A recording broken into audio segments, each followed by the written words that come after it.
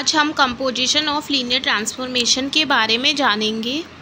यदि हमारे पास कोई linear transformation T vector space V से वेक्टर स्पेस W पे डिफाइन है और लीनियर ट्रांसफॉर्मेशन S वो है W वेक्टर स्पेस से Z वेक्टर स्पेस पे डिफाइन है और लीनियर ट्रांसफॉर्मेशन है, देन S और T डिफाइन होगा कहाँ से? V से Z में, क्योंकि T है V से W में और S है W से Z में। तो S और T को हम लिख सकते हैं S और T is equals to S of TX। तो इसमें डोमेन तो क्या हो गया? V हो गया, एंड जो आउटपुट आ रहा है वो Z में आ रहा है, तो S और T हो गया V से Z में डिफाइन।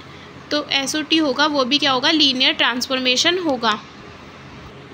अब हम कंपोजिट स्पेस S और T के बारे में 1-1 और linear transformation onto linear 1-1 and onto होने के बारे में कंडीशन पढ़ेंगे।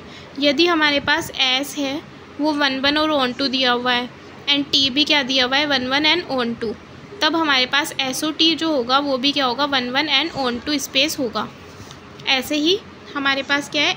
S है, मतलब जो बाहर वाला है S वो क्या है? ऑनटू दिया हुआ है, तो S और T भी क्या होगा? ऑनटू होगा। और T हमारे पास क्या दिया हुआ है? 1-1 दिया हुआ है, तो S और T क्या होगा? 1-1 लीनियर ट्रांसफॉर्मेशन होगा। यदि हमारे पास S और T है वो क्या दिया हुआ है? 1-1। S और T 1-1 दिया हुआ है, तो हमारे पास जो अंदर वाला लीनियर ट्रांसफॉर्मेशन होगा जो नहीं T होगा वो क्या होगा? 1-1।